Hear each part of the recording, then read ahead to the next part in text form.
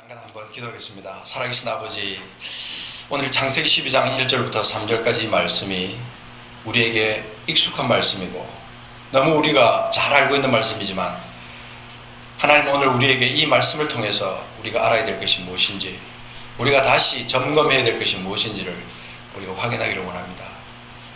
성령이여, 이 시간 우리에게 임하셔서 우리를 깨닫게 하옵시고 함께 하옵소서. 감사합니다. 예수님의 이름으로 기도합니다. 아멘. 제가 처음에 예수를 믿고 개인 전도를 할 때 그 불신자들에게 받았던 그런 질문이 있는데, 그 중에 한 가지가 참 제 마음에 항상 왔어요. 그게 뭐냐면, 성경은 그 유대인의 역사가 아니냐, 성경 유대인의 역사가 아니냐, 그 유대인의 역사가 내 신앙과 무슨 상관이 있느냐, 이렇게 질문하는 것을 참 많이 제가 들었어요. 그러면서 저도 스스로 그렇게 생각했어요. 그런데 내가 해줄 수 있는 대답은 단 한 가지였어요. 성경은 유대인의 역사라기보다는 구속사다.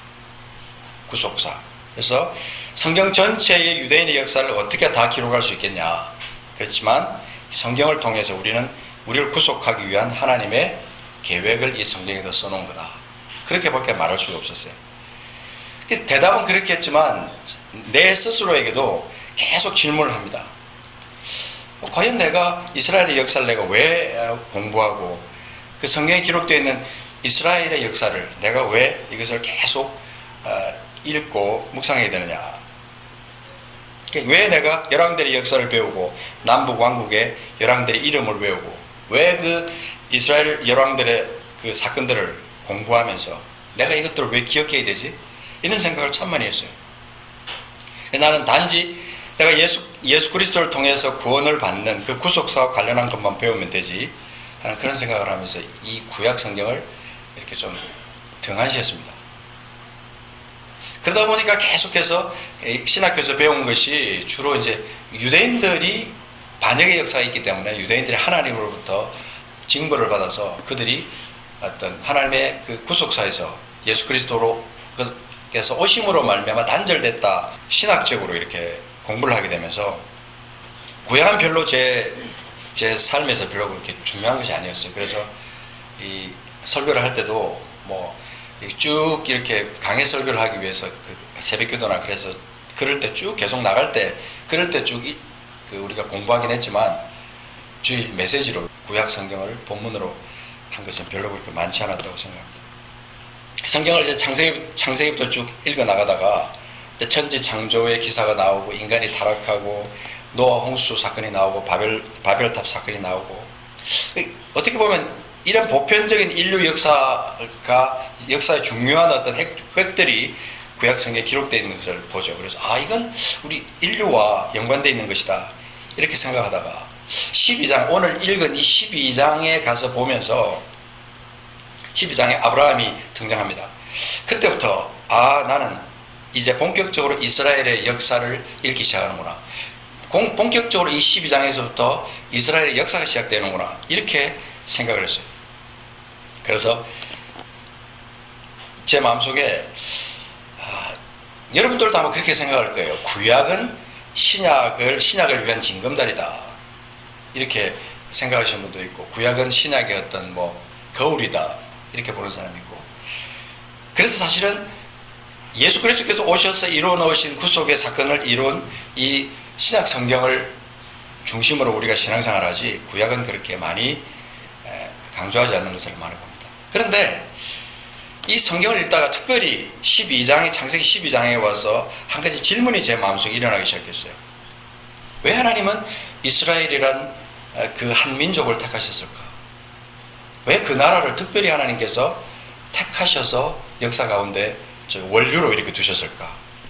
그리고 또 한 가지는 왜 하나님께서 현대사에서, 구약은 그렇다 치고 왜 현대사에서 이스라엘이라는 나라를 왜 건국하게 하셨을까? 이스라엘이 1948년 우리와 굉장히 가까운 연관성이 있는 그런 연대에 이스라엘이 건국이 됐어요. 이스라엘이 사실 2000년 만에 그 땅에 나라로 세워진다는 것은 기적 같은 사건이었어요. 전 세계가 깜짝 놀랐죠.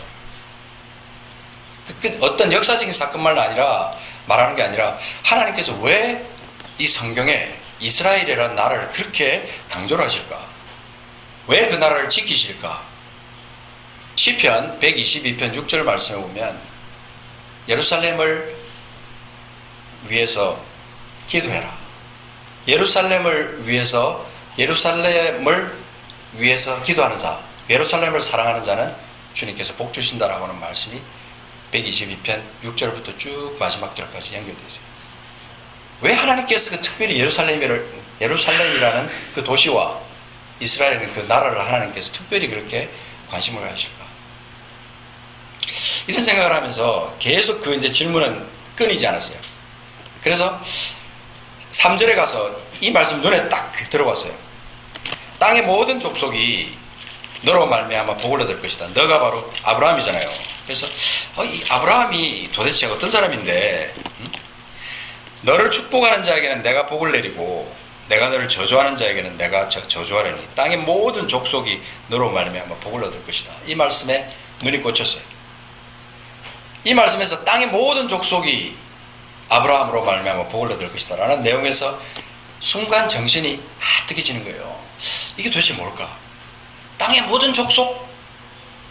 땅의 모든 족속이라는 말을 우리가 찬송에서도 하거든요. 땅의 모든 족속.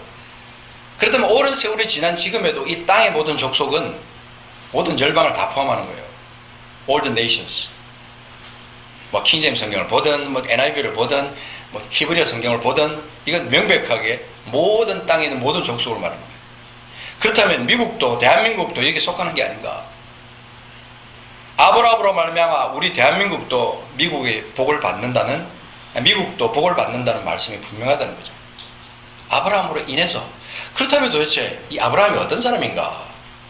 이런 생각을 또 연결해서 하는 거죠. 그가 그럴 만한 자격이 있는 사람인가? 나와 비교해봐도 별다른 차이가 없어요. 내 부족한 것 아브라함이 다 가지고 있었고, 나의 죄성을 아브라함도 다 가지고 있었고, 아브라함이 그런 복을 받을 만한 어려운 자였는가? 이것도 생각해봐도 우리는 그의 부족함을 너무나 잘 압니다. 그죠? 기근이 났을 때 애굽에 거주하려고 그리로 내려갔다. 아내를 누이라 속여서 많은 가축들과 노비를 받았다. 뭐 얼마든지 우리는 그 아브라함의 그 연약함, 우리가 이미 익숙하게 잘 알고 있는 바죠. 창세기 20장에 넘어가서 보면 아내를 누이라고 다시 속입니다. 흔히 우리 하는 말로 속물이에요. 아브라함이 어떻게 그런 일을 할 수 있는가 싶은데 성경은 그것을 그대로 설명하고 있습니다. 그런데 창세기 17장 가서 한번 잠깐 보겠습니다. 17장 19절에 보면 이렇게 말합니다. 하나님이 이르시되 아니라 내 아내 사라가 내게 아들을 낳으리니 너는 그 이름을 이삭이라 하라. 내가 그와 내 언약을 세우리니 그의 후손에게 영원한 언약이 되리라. 눈을 멈춘 것은 하나님께서 그 이삭을 하나님께서 낳게 할 것이다 하고 그와 내 언약을 세우리니 그의 후손에게 영원한 언약이 되리라. 이삭에게만이 아니라 그의 후손에게 영원한 언약이 되겠다고 말씀하십니다. 21절 가서 보면 내 언약은 내가 내년 이 시기에 사라가 내게 낳을 이삭과 세울 것이다. 그렇게 말합니다. 아브라함을 이은 이삭과 세우겠다. 아브라함이 하란을 떠날 때가 75세였습니다. 이스마엘뿐 아니라 여러 아들을 두었지만 100세가 다 되도록 약속의 아들이 없었죠. 하나님은 약속하셨습니다. 너를 통해 땅의 모든 족속이 복을 받을 것이다. 너를 통해 땅의 모든 족속이 복을 받을 것이다. 이거는 제 말이 아니고 성경이에요. 그리고 내 이름을 창대하게 할 것이다. I will make your name famous. famous란 말이 다르게 말하면 great. 크게 할 것이다. 번성하게 할 것이다. 왜 그 이름이 유명하게 되어야 되느냐? 왜 그 이름이 특출나게 민족 가운데 드러나게 되느냐? 그리고 또 성경은 계속해서 아브라함과 연결해서 내가 복이 될 것이다. 계속해서 이 말씀을 아브라함과 연결해서 아브라함과 이삭과 야곱과 연결해서 계속 말씀해 주고 있습니다. 우리는 이 질문을 통해서 반드시 어떤 해답을 찾아내야 됩니다. 한번 그러면 가나안을 한번 생각해 보겠습니다. 하나님께서 가라고 보여주신 땅 어디입니까? 가나안입니다. 창세기 12장 5절에 보면 거기 우리가 오늘 읽었던 본문에 5절에 보면 마침내 가나안 땅으로 들어갔다. 그래서 가나안 땅에 들어간다. 그리고 12장 7절에 다시 확인해 주십니다. 내가 이 땅을 내 자손에게 주리라. 하나님의 시간표는 마치 이 주름 잡힌 것처럼, 인간은 뭐 연대를 1000년, 2000년, 3000년 이렇게 생각하지만 하나님의 시간표에는 우리가 인간이 생각하는 길이하고 상상할 수 없는 그런 어마어마한 하나님의 시간표가 그 속에 담겨 있다는 거죠. 17장 8절에 보면 이렇게 말합니다. 내가 너와 내 후손들에게 내가 그리워하는 이 땅 곧 가나안 온 땅을 주어 영원한 기업이 되게 하고 나는 그들의 하나님이 될 것이다. 성경을 깊숙이 파고 들어가서 보면 이 땅 가나안 온 땅을 주어 영원한 기업이 되게 하겠다. 하나님이 특별히 거기에 영원하다는 그 말을 하나님께서 언약을 하실 때 계속 주는 이유가 한 세대로 끝나는 게 아니라 아브라함을 통하여 온 민족이 다 영원히 이 땅이 불에 타고 완전히 없어지는 그날까지 하나님께서 아브라함과 연결시키겠다는 것을 말씀하는 것을 제가 보면서 깜짝 놀랐어요. 나중에 그는 하나님의 약속을 받고 이삭을 늦은 나이에 선물로 받았습니다. 그 자식을 드려야 하는 시험을 받고 그 약속의 아들을 아브라함이 드렸습니다. 이게 사실은 있을 수 없는 일인데 어떻게 그렇게 100세에 낳은 그 아들을 하나님께서 드리라고 한다고 드릴 수가 있느냐. 그는 그 아들을 제물로 주신 하나님께서 반드시 어떻게 하든지 자신을 통해 약속을 이루실 것이라는 믿음을 아브라함은 가졌다는 거죠.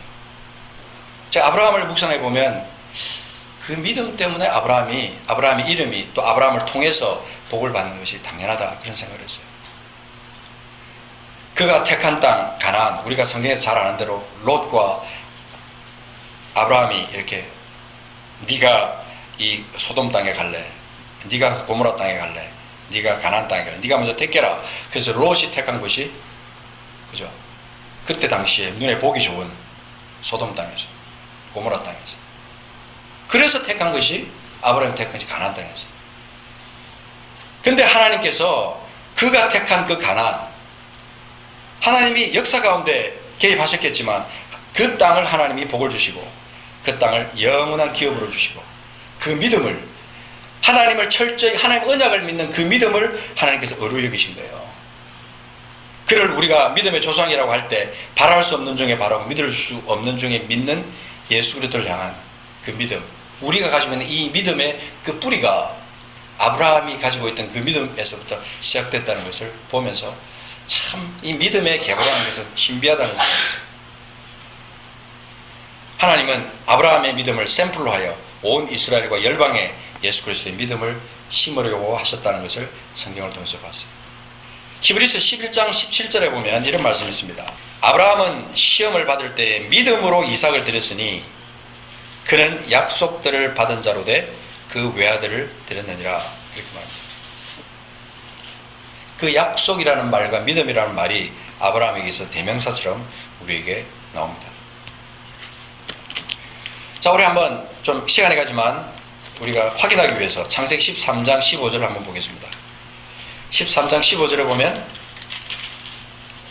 잘 보십시오. 오늘 이 말씀에 우리가 이미 알고 있지만 굉장히 중요한 진리들이 담겨 있습니다. 자, 13장 15절 같이 한번 읽어보겠습니다. 시작. 보이는 땅을 내가 너와 네 자손에게 주리니 영원히 이르리라. 16절도 볼까요? 내가 네 자손이 땅에 티끌 같게 하리니 사람이 땅에 티끌을 능히 쓸 수 있을진데 네 자손도 세리라. 그렇죠?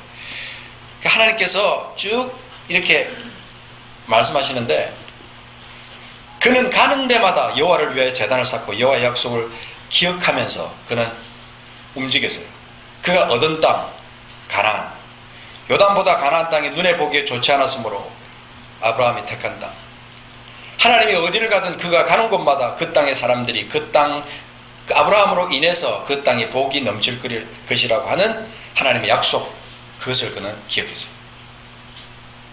우리가 지금은 참 시대가 변해서 전 세계에 일어나는 일들을 우리가 동시에 이렇게 보지만 그때 당시에 일어났던 일을 우리가 어떻게 알 수 있겠어요? 이 성경에 기록된 이 말씀 하나로 우리는 상상하고 하나님의 뜻을 발견하는 거죠. 하나님께서 그의 자손에게 영원히 주리라고 약속한 곳 가나안 땅. 그러면 하나님의 역사에서 그의 자손은 누구냐는 것이죠. 영원히 그 자손들에게 주겠다고 했는데 그 자손은 누구냐? 아브라함을 이어서 이삭과 야곱이 태어납니다. 그죠? 그래서 우리는 그들을 따라 하나님을 어떻게 부릅니까? 아브라함과 이삭과 야곱의 하나님. 그렇게 부르지 않습니까?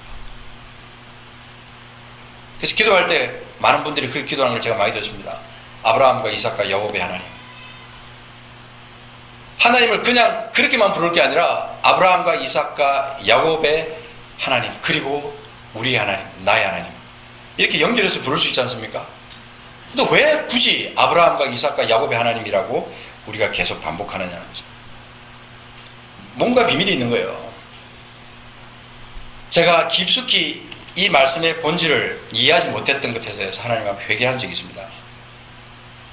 한번 정리해 보겠습니다.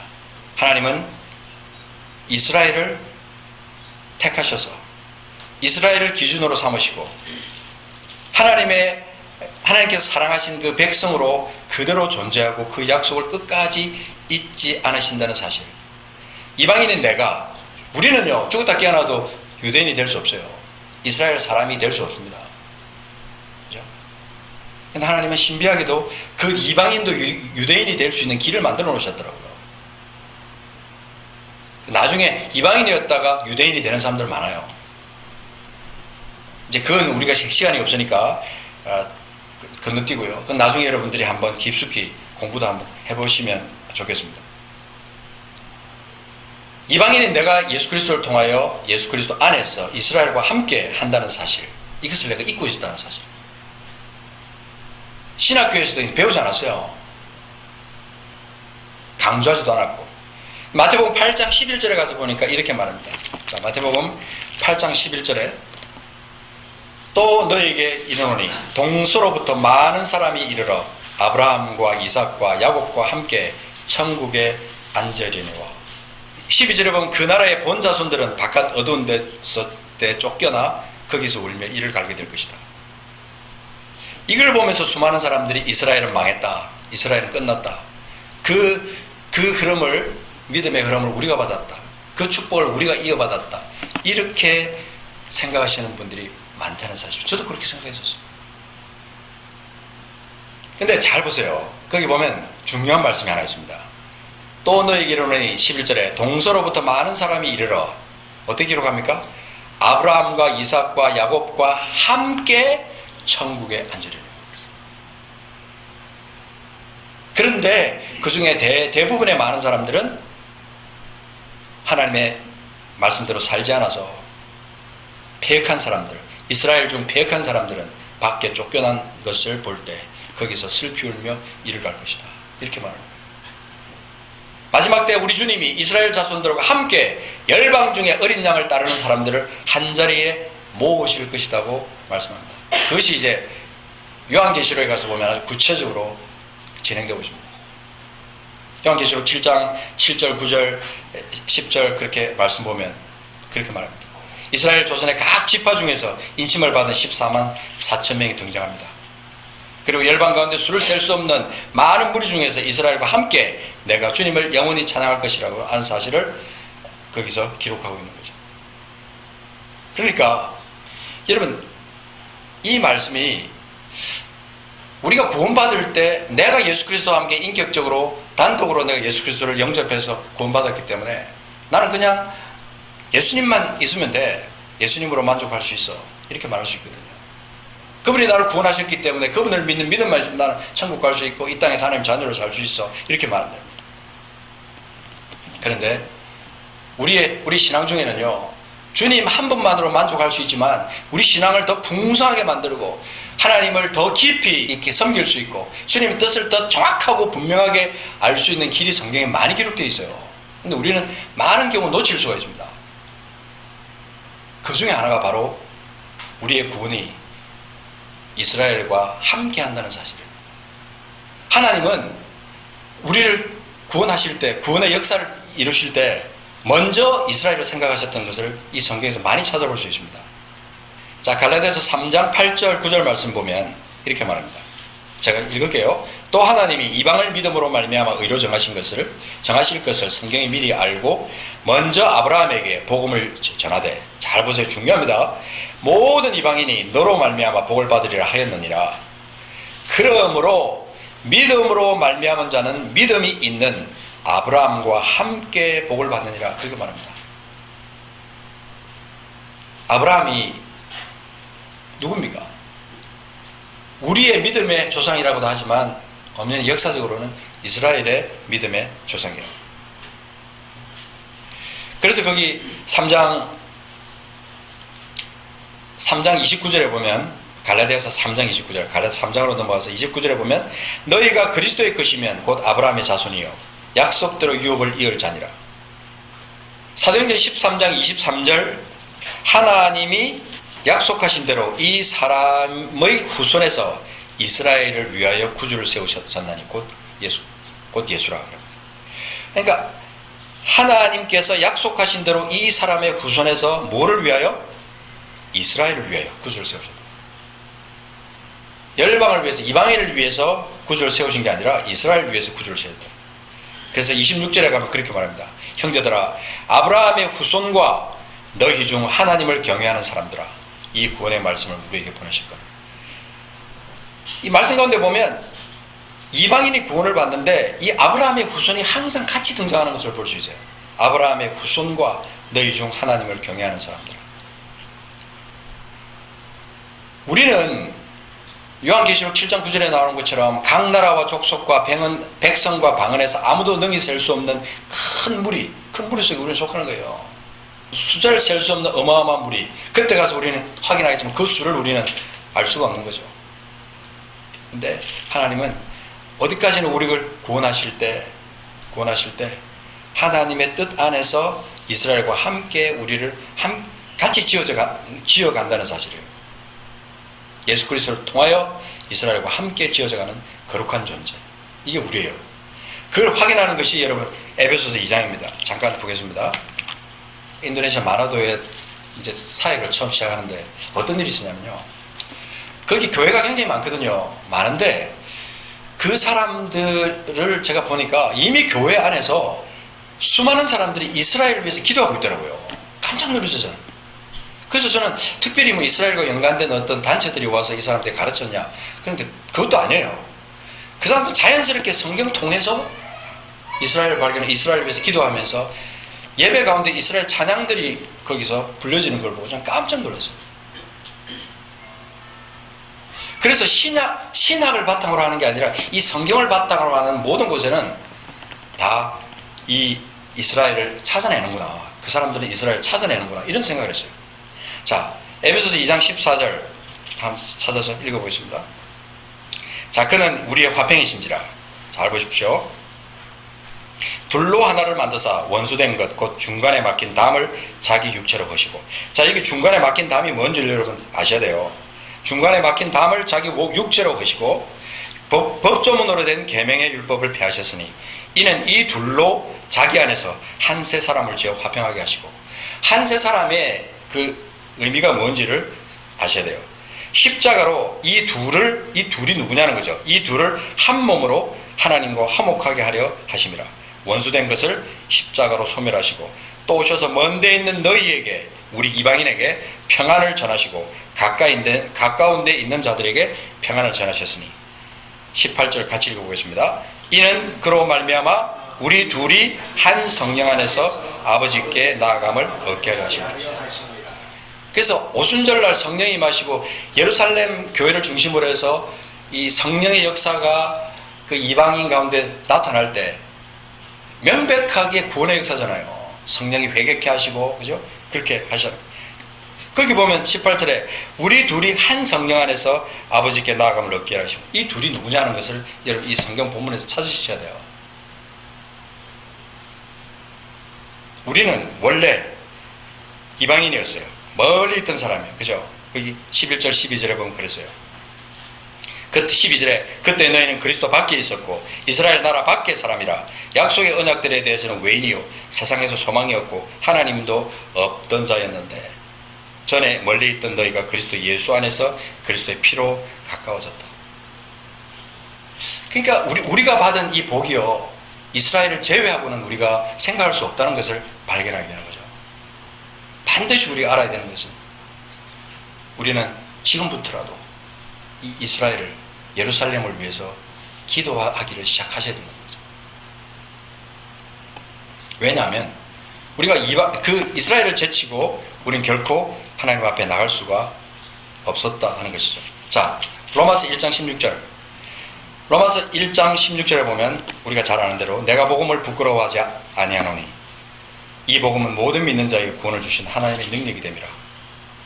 먼저는 유대인에게요, 그리고 헬라인에게로. 하나님께서 예수 그리스도를 보내시고 먼저 구원하시고자 했던 대상이 바로 유대인이었다는 거예요. 바울도 마찬가지예요. 바울도 자기 동족들을 향해서 동족들을 구원하는 것이 그에게는 첫 번째 목표였어요. 우리 주님, 우리 예수님도 똑같은 마음이었을 거라고 생각합니다. 바울 사도는 이방을 위한 사도로 부르심을 받았습니다. 그러나 그에게도 이스라엘 자손들을 위한 부르심은 결코 빠지지 않고 계속 진행되어 나갔습니다. 사도행전 9장 15절에 보면 이렇게 말합니다. 주께서 이르시되 가라, 이 사람은 내 이름을 이방인과 임금들과 이스라엘 자손들에게 전하기 위하여 택한다, 그러시라. 그렇게 말합니다. 이 사도행전 9장 15절에 나오는 이 말씀은 이 구원의 목표가 어딘가 정확하게 말해주고 있거든요. 주님께서 말씀하셨잖아요. 주께서 이르시되 가라, 이 사람은 내 이름을 이방인과 임금들과 이스라엘 자손들에게 전하기 위하여 택한다, 그러시다. 구원의 역사에서 이스라엘, 구원을 받아야 될 타겟에서 이스라엘은 절대로 제외될 수 없는 대상이라는 거죠. 그런데 오늘날 그 유대인이 이 역사의 상처로 인해서 눈을 막고 있고 귀를 막고 있고 마음을 닫고 있습니다. 십자가의 말조차, 십자가라는 그 단어조차도 듣기 싫어하는 것이 지금 유대인의 현상이에요. 그래서 여러분 이스라엘 가보시면 알 거예요. 이스라엘에는 십자로가 없어요. 로타리밖에 없어요.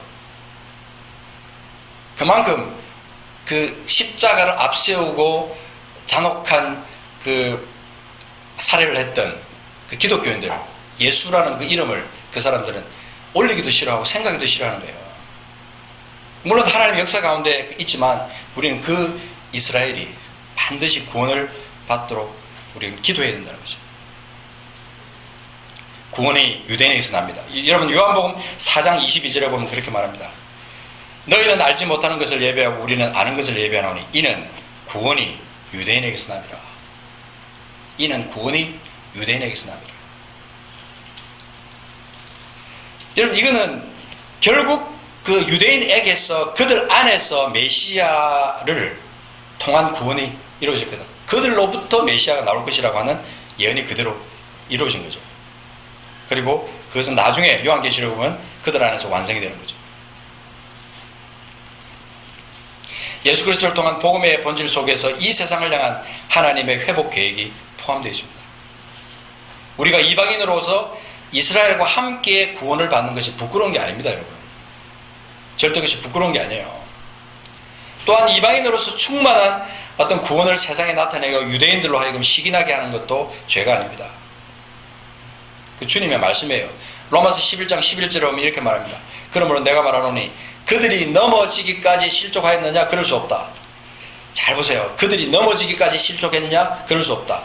그들이 넘어짐으로 구원이 이방인에게 이르러 이스라엘로 시기나게 함이라. 그들이 잠깐 넘어져 있는 동안에 구원이 이방인으로 넘어와가지고 이방인이 풍성해진 거 아니에요. 그 이스라엘이 그 이방인이 풍성해진 걸 보고 시기가 났다. 그렇게 말하는 거죠. 우리가 관심 가질 것은 복음에는 하나님의 의가 나타난 것이죠. 그래서 믿음으로 믿음에 이르게 한다. 의인은 믿음으로 말미암아 산다. 유대인이든 이방인이든 누구든지 하나님은 예수 그리스도를 구주로 믿는 사람을 통해 당신의 생명을 그리고 의를 나타내신다는 것입니다. 그러나 하나님의 구원의 시간표에 이스라엘은, 여러분 기억하십시오. 이스라엘은 항상 먼저 있었습니다. 이스라엘은 항상 먼저 있어요. 그러므로 우리는 이스라엘의 구원을 위해 기도해야 될 사명이 있는 거죠. 그들에게 빚이 있는 겁니다. 어떻게 보면 로마서 여러분 관심 가지고 4장, 5장, 6장, 7장, 8장, 9장, 10장, 11장까지 한번 쭉 읽어보세요. 읽어보시면 바울 사도가 이 로마서에서 무엇을 말하고 있는지 여러분 찾아내 주실 거예요. 예수님도 하나님 나라 복음을 전할 때 늘 중심이 이스라엘 집에 잃어버린 양들에게 있었어요.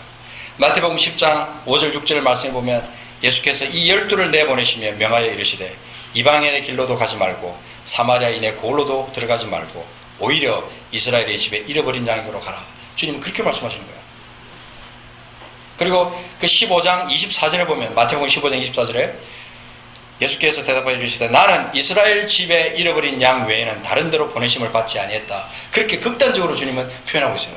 그 말은 주님의 심장 가운데 주님의 그 구원받아야 될 이스라엘을 향한 그 마음이 있었던 거죠. 철저하게 율법적이고 철저하게 그 하나님의 말씀을 지키려고 했던 수많은 종교적인 이스라엘 그 율법사들, 바리새인들, 그런 사람들 속에 하나님의 이름은 있었지만 하나님의 뜻을 아는 진정한 그 마음이 없었던 거죠. 우리 가운데 똑같을 수 있어요. 우리 가운데도 예수를 믿는다고 하면서 이스라엘 종교적인 이스라엘 사람들처럼 그렇게 살아갈 수 있습니다. 우리도. 바울은 정말로 예수님을 만난 후 그의 서신서에서 동족의 구원을 위해서 눈물로 기도하며 유대인에게 먼저 복음을 전하는 사실을 우리는 복음 서신서에서 찾아볼 수 있어요. 우리는 분명 아브라함의 믿음 위에 서 있습니다.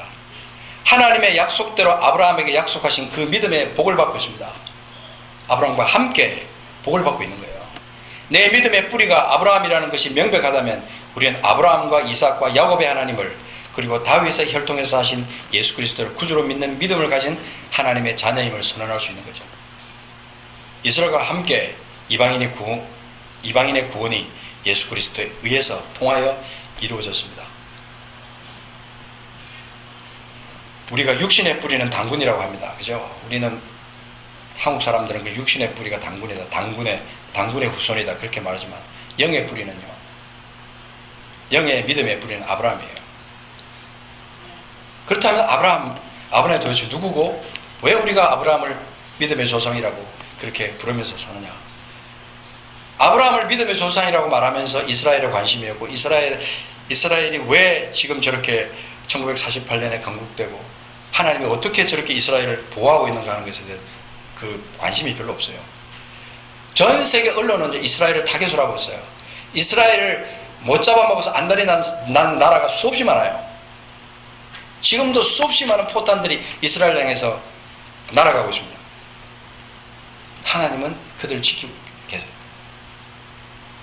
굉장히 수많은 그 폭탄들이 날아가는데 아이언돔을 통해서 이스라엘이 계속 방어를 하지만 어쩌다가 굉장히 많은 포탄들이 이스라엘로 넘어오지만 하나님이 보호하시는 것을 굉장히 많이 보는 거죠. 불발탄으로 또는 사람이 별로 없는 대로 떨어지고 하나님이 결정적으로 이스라엘을 보호하시고 이스라엘을 위해서 기도하는 사람들을 하나님께서 통해서 이스라엘을 지금 이렇게 세워나가시는 것을 볼 수 있다는 거죠. 자, 마지막으로 여러분 시편 122편 말씀을 같이 찾아서 한번 읽어보고 제가 마치도록 하겠습니다. 같이 읽겠습니다. 시작. 예루살렘을 위하여 평안을 구하라. 예루살렘을 사랑하는 자는 형통하리로다. 내 성 안에는 평안이 있고 내 궁중에는 형통함이 있을지어다. 내가 내 형제와 친구를 위하여 이제 말하리니 내 가운데 평안이 있을지어다. 여호와 우리 하나님의 집을 위하여 내가 너를 위하여 복을 구하리로다. 이렇게 말합니다. 다윗의 시, 성전에 올라가는 노래로 우리에게 말합니다. 예루살렘을 위하여 평안을 구하라. Pray for peace of Jerusalem. 예루살렘을 사랑하는 자는 형통할 것이다. secure라는 단어가 있습니다. secure. 형통하다는 말을 킹제임스 성경에서 secure라는 단어를 썼는데 이건 보호한다는 거예요. 안전하다는 거예요. 우리가 그냥 이스라엘을 몰라도 예루살렘을 위해서 기도하지 않아도 우리 신앙생활을 얼마든지 잘할 수 있어요. 문제가 없어 보입니다. 그렇지만 여기서 나오는 그 복, 이스라엘을 위해서 기도하고 예루살렘을 위해서 기도하는 그 사람들에게 주어지는 그 복을 우리는 놓치고 살아갈 수 있다는 거죠. 여러분, 저는 여러분이 다른 어떤 인간적인 말을 하려고 쓴 게 아닙니다. 하나님의 말씀을 여러분에게 지금 전하고 있는 거예요. 한번 성경을 그런 관점에서 창세기부터 쭉 보십시오. 보시면요, 얼마나 놀라운 그 진리들이 발견되는지 알 수가 없어요. 하나님께서 오늘 우리 신앙의 뿌리가 도대체 어디에 있는가, 그리고 무엇을 위해서 어떻게 우리가 더해서 기도해야 될 것이 있는가 하는 것을 찾아보는 것은 우리에게 중요하다고 생각합니다.